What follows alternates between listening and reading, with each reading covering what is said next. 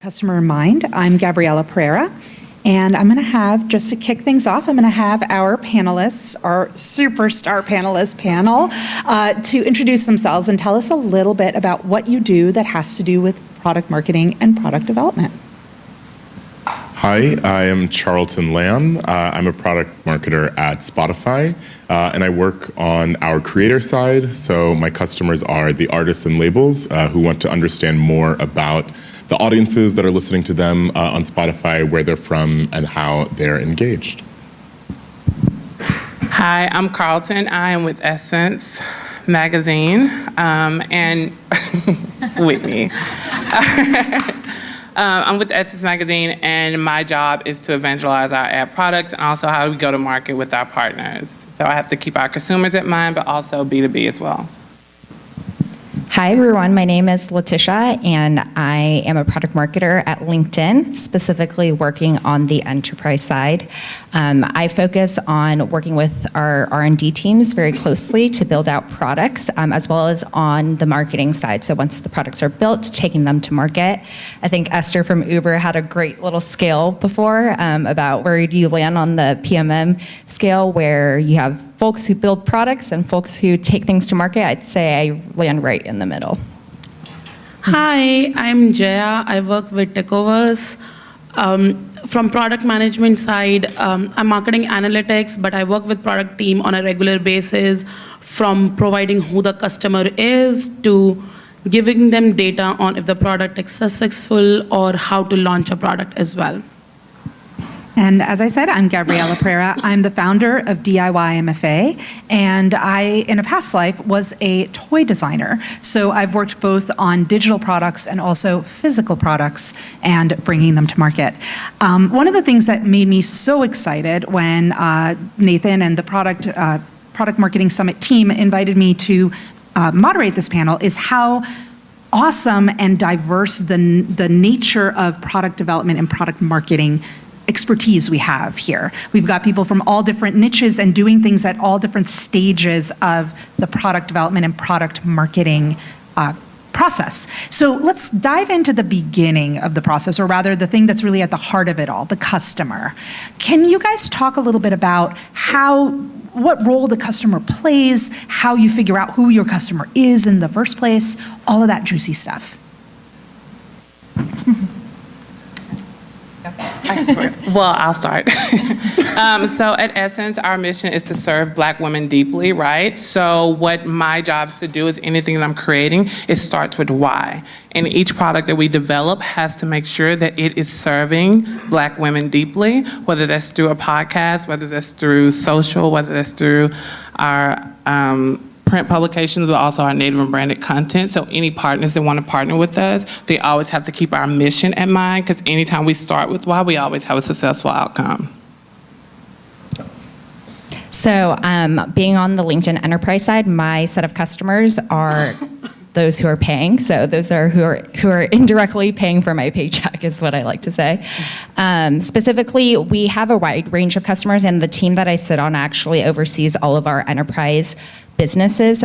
So specifically, we have 4 different business lines, folks and companies who are buying products on the talent end, folks who are buying products on the marketing end, sales end, and learning end. And so, as you can imagine, there's so many different personas and segments within each of the worlds. Somebody who's purchasing LinkedIn products for hiring purposes is very different than somebody who is maybe a salesperson trying to purchase our sales products. So let's dig into the segment thing a little bit further. I also want to circle back and talk a little bit about data as well. But in talking about the segments, like how do you figure out what segments you're looking at? Do you prioritize certain segments over others depending on your goals? What's some of the thought process? Charleton, go for it. Sure. So I think in in the music landscape, I think one really obvious way to sort of segment among musicians is something like genre, but that's something that we find it's not as relevant when you're talking about trying to offer technology products or commercial products. So we really tend to try to think about the product that we're developing. If it's more about data, if it's more about analytics, if it's more about expanding audience reach, or about we just launched a product to sort of pitch better to our editorial our editorial teams, we think about like what are the actual conditions of your career that are going to make that different for you. So are you working with a manager? Do you have an independent label? Are you working with a major label? And so we often have to slice our sort of like customer base pretty differently depending on the kind of product that we're launching, because it can have like a really different impact based on like really different sort of like aspects of who you are as an artist or who you are as a label. So sort of looking at psychographics as well as demographics. What about the data side of things? How does that factor in? So to talk a little bit about prioritization, which you're asking, depending on which product we are launching, we do prioritize different segments. There are complementary products where we only specifically give that updates to our existing customers, and that's the segment which we are trying to prioritize. But there are some products where we prioritize external segments which are currently not our customers and trying to find new users and new customers in that base. In terms of data, this becomes very important to not understand which product we are launching, but also what those customers are doing on a daily basis. When I'm segmenting, I'm not looking at which product they are buying from me, but are they going to a shopping mall, or are they using their Facebook or Instagram? And that kind of insights actually lead to our marketing strategies whenever we are talking about go-to-market or new product launches on a daily basis.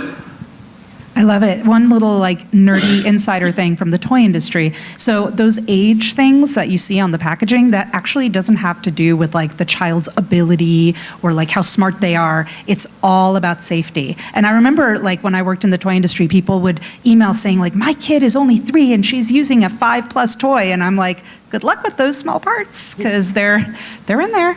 But there's also that element, like depending on the industry you're in, there's going to be some element of that, like it's not just a demographic thing, and sometimes it goes beyond just what the label is. Yeah, I was going to say, from a LinkedIn perspective, I feel like there's kind of 2 buckets of segments for me personally and our team. The first is around like the actual factual data stuff. So like your industry, your company size, and maybe how much the company is spending. Those are like raw, tangible numbers. And then there's kind of another aspect and lens that's more based on like the persona. So what the customer or member needs and like what are their actual challenges. So it's pretty interesting to decipher between the 2. And how do you guys figure out those personas? Like, do you want to jump in? Yeah, I was just going to say, because I think our biggest asset is content, right? And so obviously we publish on a great deal of platforms, but unfortunately we are not data driven, we're data informed, because our content speaks to humans, right? And so if we changed our content strategy each time an algorithm changed, we would never be successful with reaching our audience. So it's only when you can humanize the experience can you reach that audience, and that's what we do really well. I do agree with that there is a very fine line between data-driven and data-informed. Mm-hmm. And in today's world, data-driven does make a lot of sense, but you need to be data-informed as well, because knowing what customers want is very important. What customers are telling is not exactly what they want, is not what they're going to purchase either.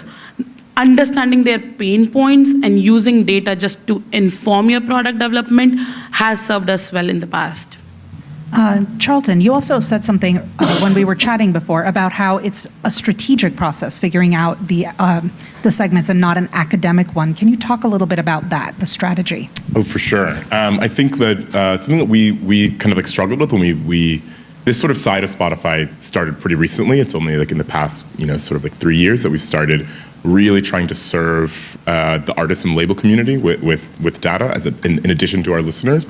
And when we started that, we had a lot of projects of how we could sort of like slice and dice the music industry, which is just like an impossible task, especially when you're thinking about sort of like 61 different countries around the world.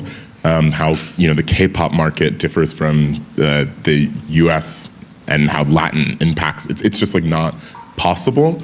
So we had to like really sort of like really focus and again, focus on our strategy. What are we actually trying to accomplish? And we're not trying to write a book about how many artists there are in the world. What we're trying to do is get artists to sort of like think more strategically about their audiences, or in fact, like artist teams, and maybe it's their management, think more strategically about their audiences. And so we started to ask more questions around like, well, who's on tour and who's not on tour? Those people probably really care about like the location data that's happening right now, and let's focus on them.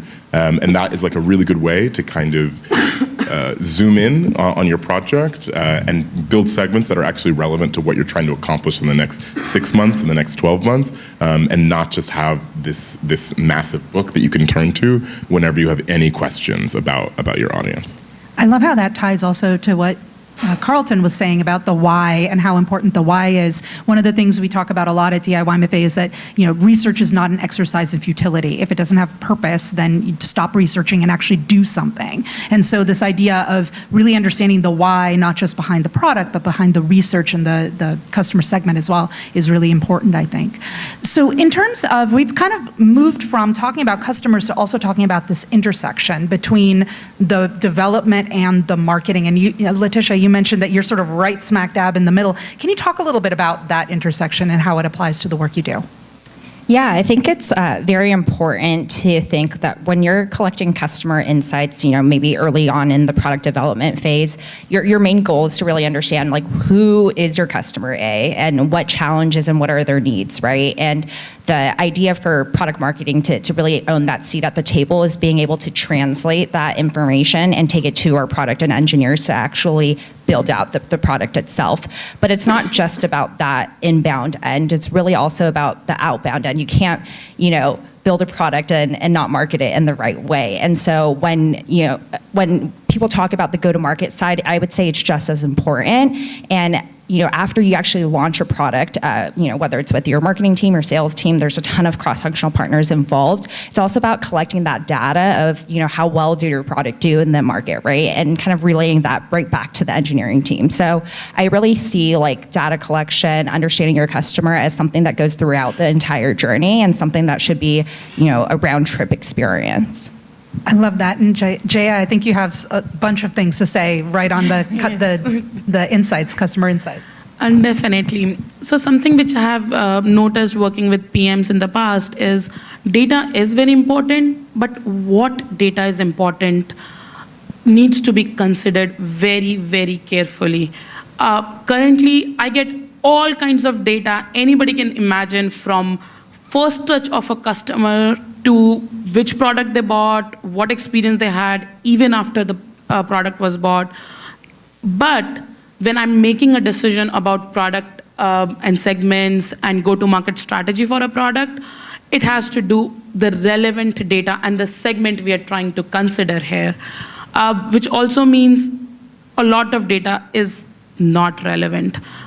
If I say total world data which I can gather is 100%, I might gather 50% of it, but in any decision making, I only use 5% of it, and the rest of 45% is basically just waste of data which I'm collecting because it is not relevant for that decision itself. But it's a whole feedback loop whenever we are talking about a product, like Letitia is saying, from the start of understanding what a customer pain is, which needs to be data-led, to how to go to a market on marketing strategies, understanding your segments, to launching a product and actually getting that feedback from the customers and making the changes in the existing product or launching a new product. It all goes back into a feedback loop, and it has to be all data-led, at least in today's world. So that kind of brings up a chicken and egg kind of conundrum, right? Because if you've got a product and you're developing your product, but you haven't put it out in the market yet, you haven't closed the feedback loop yet. So what techniques, strategies do you rely on when you don't yet have the data to back up the development? It is a good question because I think it comes from multiple different places. I think we really never really kick off anything without some type of data that's saying, like, if we do this, will it move the needle? Will this sell? Will it resonate with our audiences? Also, would our partners want to partner with us and buy it? Because we have to make money. So I don't think we would ever make a move that's not strategic enough with to have some type of data that supports it. So what type of data, if the product hasn't been out in the market getting feedback yet, what other data would you use to try to fill in those gaps or extrapolate? I mean, I guess it's one thing if you have already sort of a model going and you're sort of just cycling and iterating, but if you're starting with something completely new. Yeah, so I will say, and this is what you guys do really well, it's podcasts and streaming services. Publishing, we do not have our own streaming platforms. So when working with a Spotify or working with an Apple iTunes and working with all of our streaming platforms, it's proprietary data to them. So for us to want to receive that data, it doesn't always happen. Also, we're not able to optimize or do any of those things within their platforms. That is proprietary to us first. So we will always mention to our partners, this is a first to market opportunity, but we'll figure out a way that makes, from an optimization, we would definitely drive people to it. So whether that's putting it on a landing page, adding an embed, like we would make it work for us, but it's just not data proven in that case. I have worked with some startups, early age startups in the start of my career, where I've used competitor data to get that feedback loop for me. And how I've used it is basically looking at the features they are providing and the pricing they are giving, because you really don't have the customer data or the feedback their customers are giving to them, but you do understand that value and price goes hand in hand. So just looking at those data, you probably would be able to get a very good sense of where customers' mindsets are regarding a similar product, and doing your primary research to understand the real pain point considering existing products. And whenever I have done these kind of research, primary research, I have made sure that I do not mention the solution you are actually providing to them, but just plainly understanding their personal pain point. And there is a very good framework about ready, aim, and then fire. You understand the pain point, you create a product, and then you find the customer who's actually looking for it. You aim, and then you start firing. You don't create and fire, and then start to aim. I think I'll just add, one thing that's really fortunate about working at a company like Spotify is that artists are very vocal about what they want from us, and a lot of times critical, which is also very valuable signal. But I think that because we work in sort of like a two-sided marketplace, there's like the creators and then also there's the listeners. We have like a really good ability to sort of listen to maybe the criticism, maybe the praise from artists about what they want from Spotify. Then we can innovate on what we think is like maybe a solution that addresses that problem. And we have like a pretty good ability to actually just like sort of simulate that product with our listeners, because we know that if it drives like the listener outcomes, then the artists are going to want it. So if you do have, if you work in a product or that does have those sort of like two forces, you might be able to just sort of like pretend that you've sold the product, and if it does make that impact, that gives you like a pretty strong signal that you're going to be able to get someone to adopt it or pay for it or whatever sort of engagement you're looking for.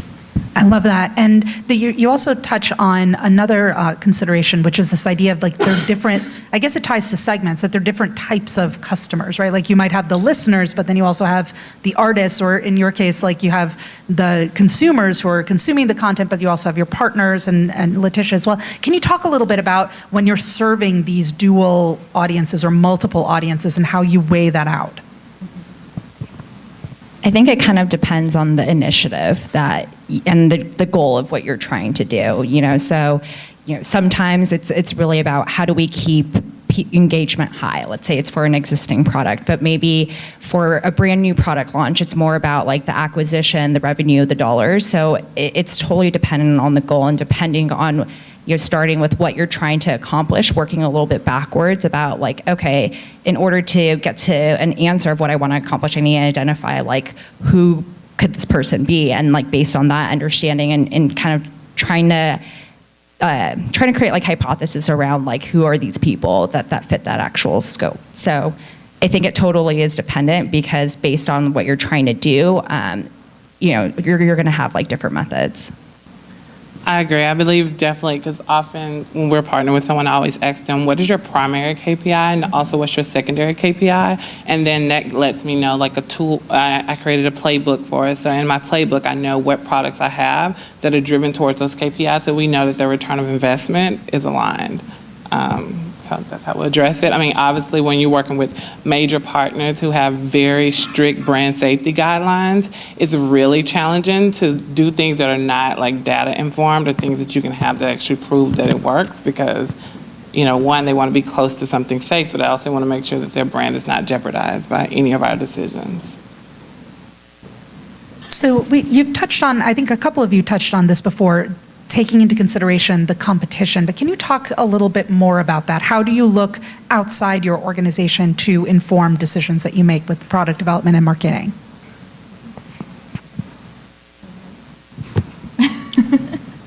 I feel like I'm talking too much. Go for it.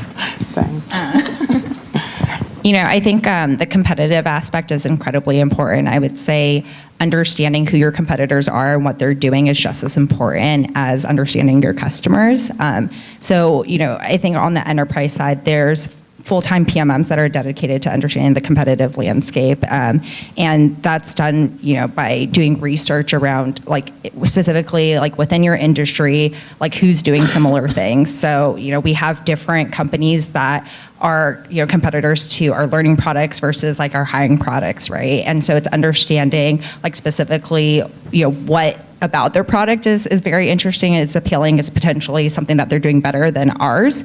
And that sometimes involves just actually signing up for the product itself and kind of doing test and trial accounts to really, go there. But then, we also leverage I think they're our new biz development team, and they are actually experts in understanding what's going on outside of LinkedIn. So I think, within product marketing, it's incredibly important. I think it's also very important to collaborate with other partners, specifically within your organization who are also focused on this area. I think about our competitors in a really broad sense. I mean, obviously it's other streaming platforms, what's Apple up to, what's Tidal up to. But then we also think about just in a really broad sense, if we're providing this service or this answer, where else is an artist going to turn to for that answer? So I wouldn't say necessarily your manager or your record label, I would never say is a competitor, but it's someone that you need to think about in terms of what else is going through this person's mind, when they're coming to us to get an answer about their audience or something. How can we be the first place that they turn to, and not the second or the third? So just in thinking not just about trying to answer the question who is selling products that are competitive to mine, but who is just fulfilling a similar need that my customer has, even if it's not a true analog, is something that's really helpful, I think, to us in terms of us determining what kinds of services we should be offering or we might be offering better. So as a designer by training, one of the things that you're taught right out of the gate is the concept of negative space. And I've since applied negative space to just about every aspect of my life. So in writing, I'm always looking at what's not on the page, what's not being said, what's not being told in the story, what pieces of information are being omitted or held back.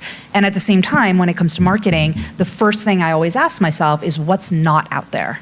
Where are the gaps? Where's the negative space in the market? One of the exercises that the CEO of the toy company that I used to work at, where I was a product manager, she would have us go out every quarter to one of the big toy stores nearby and look for what wasn't on the shelf. At first, it's really hard to not see what's not on the shelf because the toy aisles are so cluttered. But after a while, you start to train your eye to see what's not there, and you develop that skill, and it's incredibly powerful. So that's one of the things that I also think about. It's not about the competition per se, but what's not competing with you, and how can you fill that space? And 2 months ago, I was with Meredith Corporation, and obviously we had a portfolio of 28 brands. And so last year or year before, when Instagram rolled out their IGTV platform, every advertiser wanted to know, how do we get that shiny new toy first? this is, we're trying to cater to 28 brands here. And so we have InStyle, whose competitor is Vogue, and we have Travel + Leisure, whose competitor is Condé Nast Traveler. And they're wondering, how can we create these series that we can monetize this opportunity? Unfortunately, Facebook did not release an algorithm that allowed us to monetize or give publisher permissions. So creating something to scale or trying to figure out what's in the marketplace, it doesn't always work. So knowing what your competitors are trying to do, and you see them fail, and advertisers will come to you and say, well, we don't want that because we worked with Vogue on that and it didn't deliver. So that gives us our insight. So in that sense, it works to know what your competitors are doing, but learning from their mistakes. I love that. Do you I want just to wanted to add to one more thing here. It also matters on how you're looking at competitors itself. Sometimes your competitors are doing the exact same thing, but sometimes your competitors are doing totally different thing, but catering to the same customer base. At the end of it, every one of us has a limited pocket. You're going to spend a limited amount on a monthly basis. So when you're talking about competitors, it also depends on what time of the month you are thinking of and what time of year you're thinking of and who you think your competitors are at that point of time. Sometimes we have seen a very good conversions happening. The day you get a paycheck, you send an email out, you see a very good conversions happening that day, and you send the same thing on a holiday. It just doesn't work because the competitor landscape has totally changed. So catering to your customers according to the competition for that day, that month, or that season makes a lot of difference in terms of product launches, marketing, everywhere. That's such a great point. At DIY MFA, we do online courses and programs, and one of the things we discovered, there's a glut of online courses every January. It's the whole new year, new you, learn new stuff, all that. And we tried launching in January, and it was awful. It just did not go well because there's so many other courses out there, and everyone's already spent their money over the holidays. Nobody wants to buy a new thing. So we've actually held back, and we've learned over the years that if we wait and we do our big enrollment push in March or April, it's like a landslide, and it's awesome. So we've kind of learned also to see the negative space, see the gaps in the calendar where other people aren't launching things that are similar to ours, so we can then slide into that gap and own that niche. Well, I think it's the perfect time because the January is when everyone's trying to do health and wellness, so they're buying that new gym membership. Yeah. So by March, they realize, this summer body is going to be what it is, and at that point, then you guys have that. So what does success look like for you, for your organization, for a particular product? Success for us looks like more artists releasing more music that more people like to listen to, and it means also more artists getting paid more for that effort or getting more success out of it. I think there's many different ways for artists to have careers in 2019.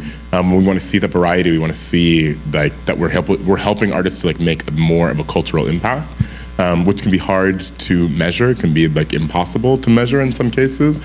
So we're always trying to look for what are the proxy metrics that let us know that people are happy. But really, success for us is more people listening to the music that they love, which is a pretty fun mission, I think.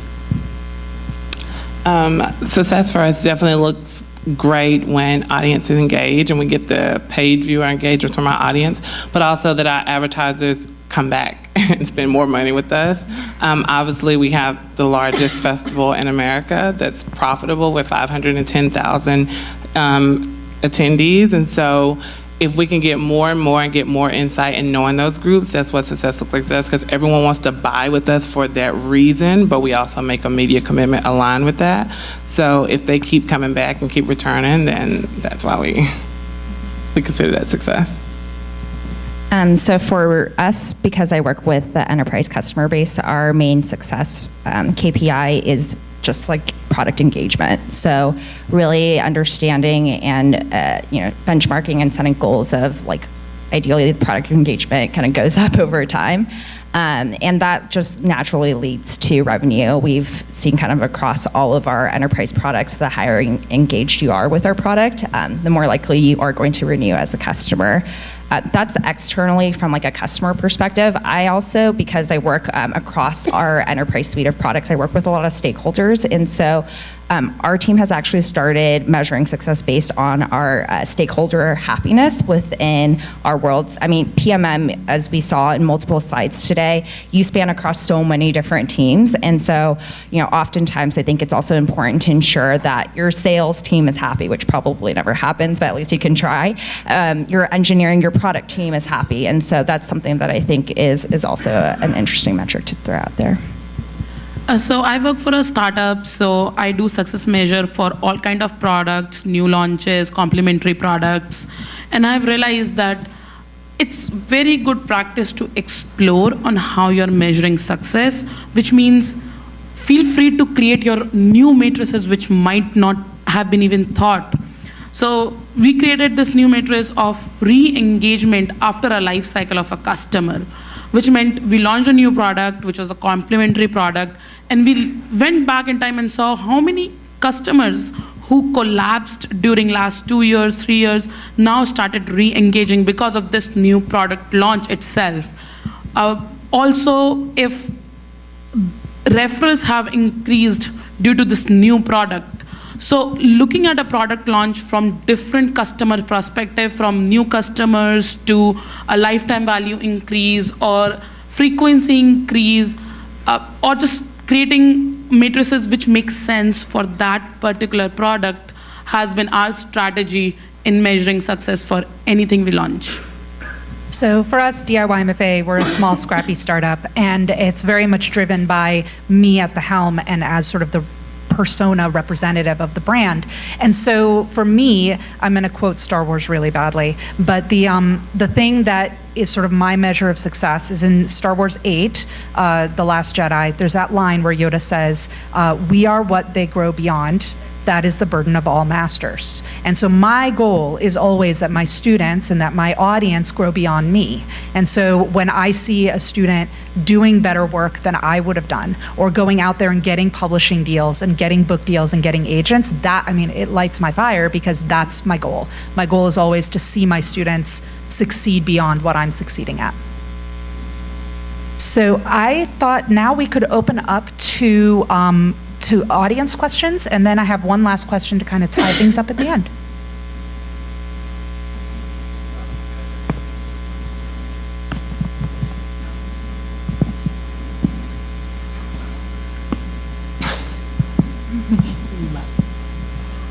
So this question is for Carlton from Essence, and my question is, earlier you mentioned that podcasts are a source of content for the Essence audience. With African American women having such a small share of the podcast market, how do you source the stories that matter most to your audience? And how do you encourage more Black women to create more content in that space to be shared? It's a really great question. I'm so glad that you asked it. So what I would say, we have a Yes Girl podcast, which we just celebrated our 100th episode for. The podcast has done extremely well over the last 2 years. And so you raise your hand. The podcast has done extremely well over the last 2 years, and we've noticed that the engagement was there. Our audience responded back. They leave comments. They tell us exactly what they wanted to hear. And again, it starts with why, right? So our mission is to serve Black women deeply. So we want to make sure we're addressing health. We're also telling her entertainment shade, because girls want to hear that. But we also make sure that we're telling things that help them in their everyday life, because for Black women, you know, some are first-time homeowners. How do you buy your first home? Some first-time generation students going to college. So we have to address those things that resonate with our audience. And that podcast has done so well. We're launching our podcast network. Will be 4 additional shows this April. So that's, I mean, I would say just create content that people actually need to hear and that's evergreen, because that's important to them, because people always remember things that changed them or required them to take an action that helped them. So, if I can make a shameless plug. Go for it. But just like on that topic, actually at Spotify, we recently, over the past year, we had a program where we invited Black women creators who had never made a podcast before into our office, and they got to work with like our actual like studios team and developed their idea, and we like gave 4 of them funding. And those are just starting to roll out over the next couple months. So you should check those out. You too, guys should if do that's a something that's partnership. interesting. I wanna Sounds hear like we more about should. that. I want to hear more about that. Hello. Oh, hi. I'm Whitney from Essence. I work with Carlton. It's not an Essence question though. Can you all share? Carlton often talks about, like in the office, about being data informed rather than data driven, and so we're trying to steer our strategy towards this thinking because we like it.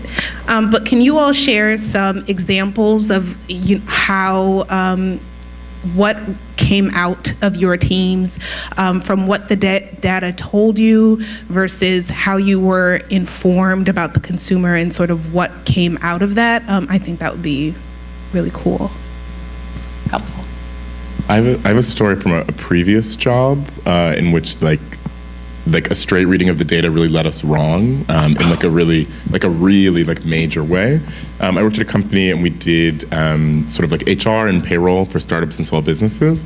And we were really orienting around like product engagement as like a metric and we wanted everyone to be logging in and checking all the time. And then like we realized that sort of product satisfaction was trending downward, and we sort of just started to realize that like if you need to check in and look at your paycheck like multiple times a week, or like check your insurance information like multiple times a week, like something is probably wrong in your life, or you're mistrustful, or you don't know what's happening. And we've realized that actually like what we really wanted to create is a feeling that like we had it under control, and that you didn't need to look at that information because it was there for you when you needed it only, and you just like got an email that said you got paid and you don't have to log in and like look at these numbers, and it just completely reoriented like the actual emotional like state we were trying to create in our customers, and it was like a genuine like inverse of the numbers we were trying to track. I will share a story which we were doing recently, customer segmentation itself. While we are creating the segments, like you're saying, you can create 100 segments and all of them will be right, but you cannot really market to 100 segments. And being in a startup and having a lean team, I cannot create content for 100 different segments and aim them properly and get my message across with limited time and limited team we have. So what we did is used that data just to inform us and create 5 new segments which we thought we can actually target much more better and actually create the content for it as well. And having such a lean team, we have like maybe 2 content generators in our team itself. So having just 2 creative team members creating that team and actually distributing on time and getting that feedback fast really helped us. So when we created those 5 personas, we figured at least this is data informed. Out of those, actually 3 were really not useful. So getting that feedback really fast, because synthesizing the data and using it just to inform us helped us narrowing down our segments and refine them by getting more data and informed and actually using it as a feedback loop instead of get it done and just make it a book and always open it again and again. It is more efficient as well because there is a limitation to data. Like I'm saying, out of 100 data points you can collect, you will only be able to collect 50 of them. And 45 of them are not going to be useful in your day-to-day life. So, and most of the time you will not know which 5 of them are really useful. So when you are data-driven, what you do is you assume those 5 points are important and you make a decision from them. But when you're data-informed, you create a hypothesis, test it, and use it as a feedback loop to actually keep on refining the data itself. And like he was saying, not use customer segments as a book, but as an ongoing process on a everyday basis for your company and a product. I will say something from a previous role as well. But first I want to ask the question, how many people have a smart device in their home, whether it's Alexa or Google Home, by a raise of hands? Okay, great. Okay, how many people listen to a daily debrief, like consume their news daily? Okay, I love this. So that's exactly what happened with us when we tried to launch these content to audio solutions with these products. We used this data that was like, this device is in this amount of homes, and the average Midwestern woman is listening to her news that way. But when we launched this and we looked at the data, it did not perform, because what we failed to realize is we took away the information from being data informed and took the data and drove with it. And we didn't realize that the travel category listener doesn't look for their content to come from there, nor does the hardcore news person listen to a 20-minute long show. So it's like those different things that we use data the wrong ways to create products, and we learned a lot from that. Well, I don't know if they learned a lot from, but yeah. It was something that never sold, so I will say that. I think that is a genius motto, by the way, so I'm definitely going to steal that and take that to LinkedIn.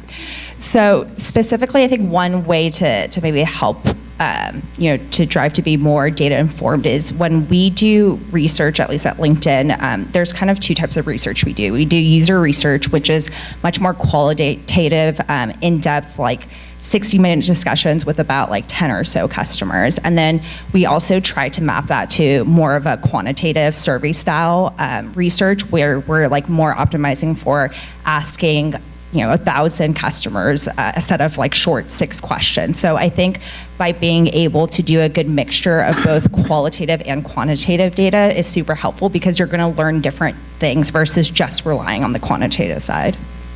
I love that. As a psychology person in another past life, I totally understand the qualitative versus quantitative. So the other thing that came to mind as I was listening to all of you speak is the idea of when you're collecting data, not just around a customer or around how a product performs, but around a process. And that's something that we do a lot, because we're constantly iterating on our launch process or our sales process. And so one of the things we did last year, I dubbed 2018 the year of suck, because it was just the most painful year in our business ever in terms of the volume of work, because we were rapidly iterating and relaunching and tweaking and relaunching the same product again and again and again, until by the end of the year we dialed it in. But the thing that's really important when you're iterating on a process is that you can't change more than one variable at a time, because then you don't know what worked. So not only understanding the data, but understanding where it's coming from, so that you can extrapolate the correct insight from the data that you get. Numbers aren't really helpful if you confound the numbers with multiple different variables. I have a question for Leticia and Charleton. I come from a big company too, and I'm about to start building a product marketing team.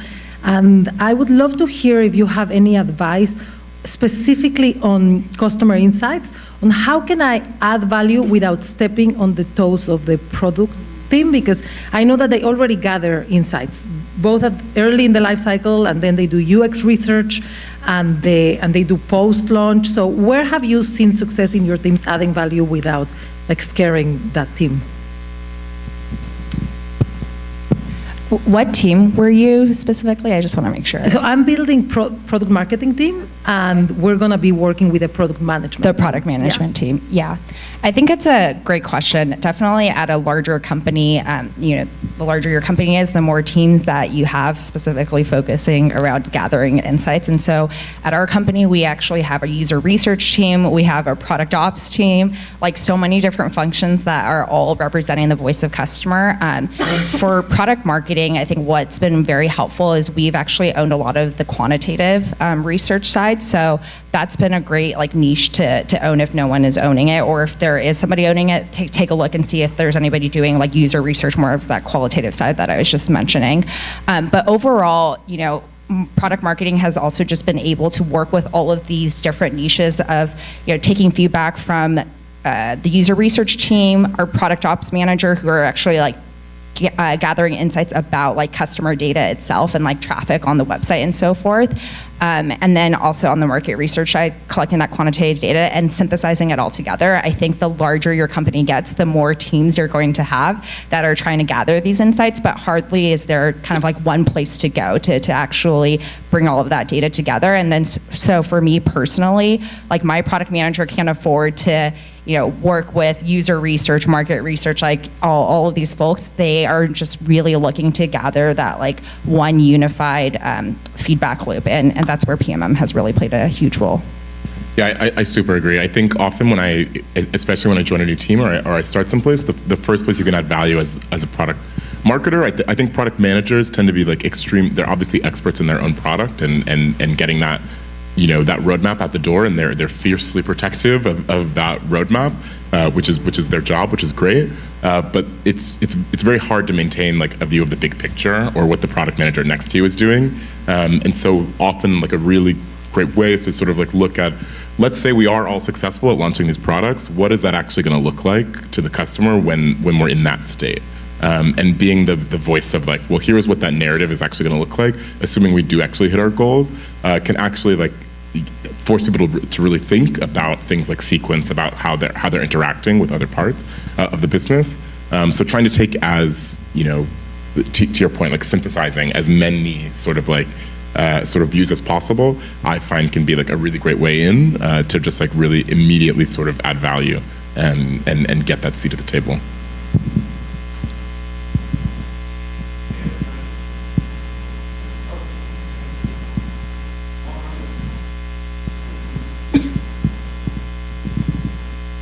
Hey guys, so I had a question about competitive research. It's proven to be super valuable for me, especially with messaging and positioning. The challenge that I have, so I work at a software company, is I'm a one-person team right now, and features come out all the time, and even keeping track of just who my competitors are can be a huge challenge. So until my team grows, like, where do I get, like the most bang for my buck? Like if you have little resources and you're trying to keep up and just get little bits of information, like how should I go about doing that with just me? Thank you. Thank you. I'm sorry, is your question like what resources in learning, like learning and development, or is it more so like it could be all, like, it's a pretty broad question, but I think for me, like, right now, my competitive research is just me, like, going to websites when I have a product launch, looking at what they're offering, seeing if there's something similar, how are they talking about it. But when I have multiple products going out, we really need to hire more people. We have, like, multiple products coming out. So that's, like, really, like, I'm like, all right, that's all the research I have for this. So we've looked into, actually, like, one of the sponsors is Crayon. And yeah, and so they have like different things, but it also is still for one person.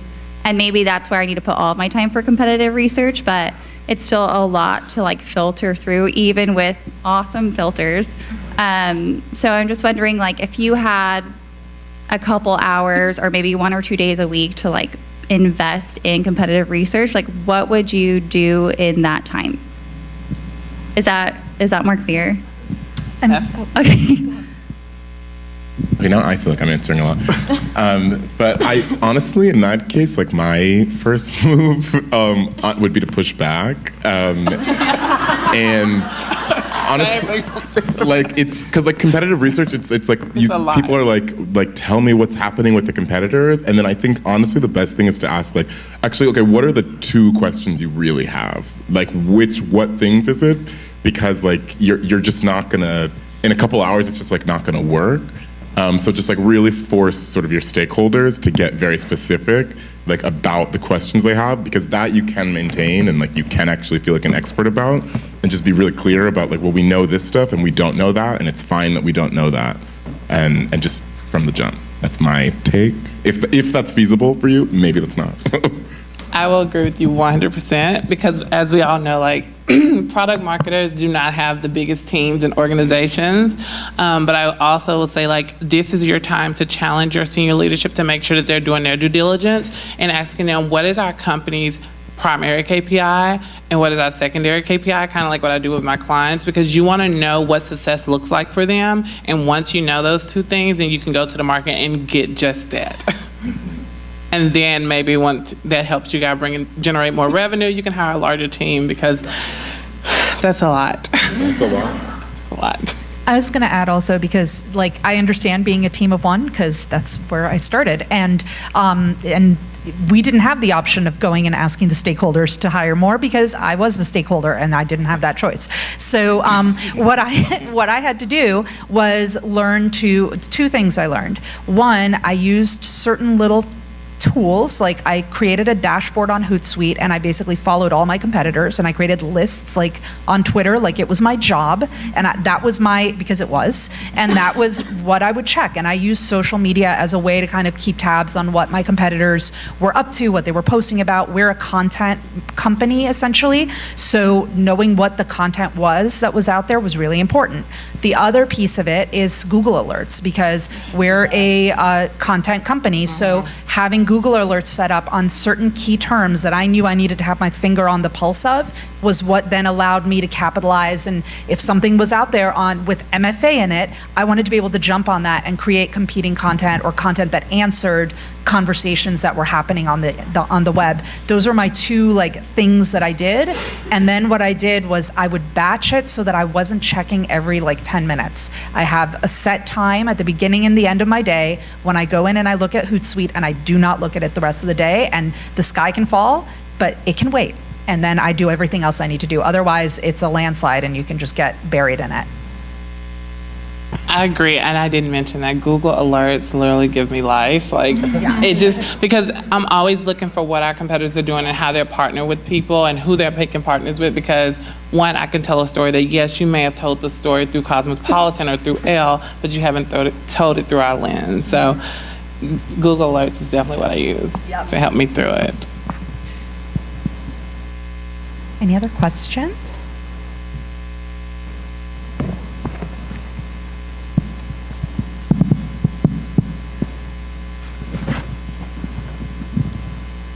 Hi, this question is for Jaya. Along with the competition increasing that the last question focused on, the people's taste and preferences are also changing very frequently and more dynamically. So the customer segments that you're targeting at the initial stages of a product life cycle might not hold true as and when you move ahead. Is it a growing challenge for marketing analytics and customer segmentation? And if yes, is there any particular way that you deal with it? So I think of marketing analytics as part science, part art. And what you're focusing is exactly that art part of it here. The science part will tell me what they want right now. But art comes in when you know that it is an iterative process. Once you create those segments, they're not done. They're never going to be done. You have to listen to a constant feedback. And I use that not only from marketing team, but we go our social media, what customers are saying in our engagement pages, what they are saying to our CX team, what their emails are coming directly to our websites, to our emails. Looking at a customer as a whole is very important, and listening to that feedback constantly is important. Be it customer, be it competition. Sometimes you might not be able to take the action immediately, if a competitor makes a move and you get to know about it today, you might not be able to take an action today. But listening to it is very important because it needs to go back to your product development process and be processed in the life cycle of that product itself. And any marketing analytics you do has to be an iterative process.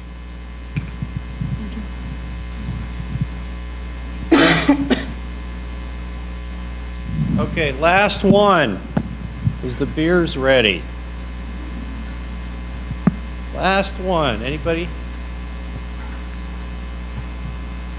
I have a last question for the panel. Okay. So how about I jump in? Is that okay? Go ahead. So let's do a little time travel, shall we? If you could go back to talk to newbie product marketer you, what advice would you give yourself?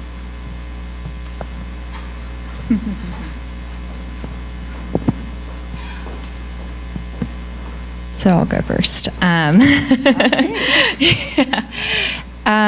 As a product marketer, I think one of the areas of like development that I wish I invested more in the beginning was actually a soft skill. So I think coming into product marketing, I was very focused on like, what are the hard skills that I need to nail, whether that's like being good at, talking to customers, doing my research, like being very quantitatively driven, or understanding how to market something, like how do you actually talk about a product. And those skills were incredibly helpful, but the actual one that was missing was more of a soft skill, and it was around how do you actually influence the roadmap? How do you influence your partners? And how do you like influence your sales team? And that's something that I've actually learned probably more recently, and I don't think it's something that you're ever going to be an expert at, but actually something that I wish I kind of knew up front. Driving influence as a product marketer is really hard. I think, as we saw in a lot of our conversations today, PMM means so many different things, and you're working with so many different people. So trying to really nail kind of those relationships with your key stakeholders up front by building that trust, maybe taking on things that you see are like low-hanging fruit. Those are all aspects of like what ultimately build up to you having more of a seat at that table and really exercising that influence. I will say, if I can't explain what this product is in one sentence, then it's clutter, and no one hears clutter, no one buys clutter. So I would say, my younger self, what I learned now, like make it very precise but very transparent, and people will buy it. Because one, we know that we cater to women. Women are really busy. They're moms. They have things to do. They have to get things done. And also our partners, they have a ton of meetings. So just be very transparent, keep things short, and it'll be all right. As a marketing analytics manager, most of the role of which I do is technical. And that's one thing which I wish I would have known before I started was it is part science, part art. So just making sure that in my head, when I'm thinking of numbers, I'm not only thinking of numbers. Behind those numbers are real customers. And that number will never tell the exact story of what a customer is thinking or behaving like. So even if I'm creating segments or defining who my customer is or creating content around a customer, it is not for one customer. It is for everybody out there, and not everybody is going to be aimed at the same location. They are diverse. So keeping a generalized mindset about these things is something which I wish I would have known before. I guess I'm going to make mine really practical. Since everyone was singing really lofty, and then something I would say that I wish I'd learned a lot faster in my career is that you can totally just steal people's slide deck formats. You can just take them and just replace it with your own content, and no one will say anything, and it will make everything faster. And I love that. I love that one. It's free.